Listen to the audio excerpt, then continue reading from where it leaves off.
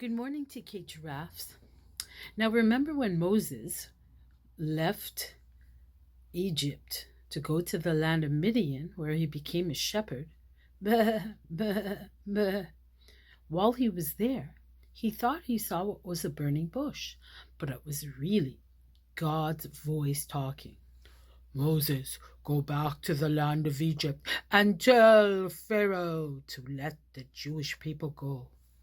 So Moses, shaking with fear, he said, Okay, Lord, I'll do as you say. So he packed up and went with his family back to Egypt. And Moses and Aaron, his older brother, went to the palace.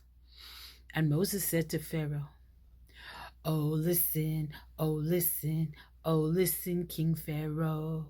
Oh, listen, please let my people go. They work so hard all day. They want to go away. King Pharaoh, what do you say? And what did Pharaoh say? No, no, no. I will not let them go. No, no, no.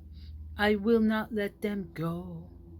So Moses said to Pharaoh, Okay, if you won't let the Jewish people go, then God, my Lord, will send you punishments.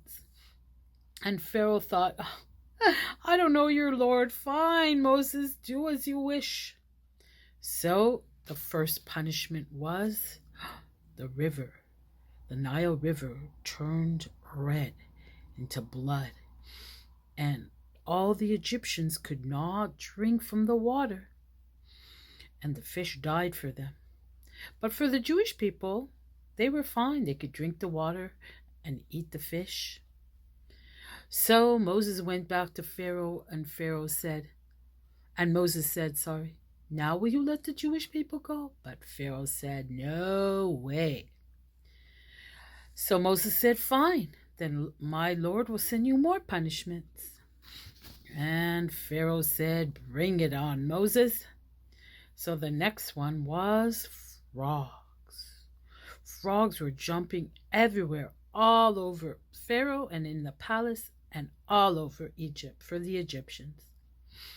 One morning when Pharaoh awoke in his bed, there were frogs on his head and frogs on his bed, frogs on his nose and frogs on his toes, frogs here, frogs there. Frogs were jumping everywhere, even in his underwear. Silly. So Moses went back to Pharaoh and said, now will you let the Jewish people go? And Pharaoh said, no, it's not going to happen. So Moses said, fine. And every time he said no, there was more plagues. And the next plague was yucky lice, itchy bugs in all the Egyptians' hair, and they were scratching themselves. Ah!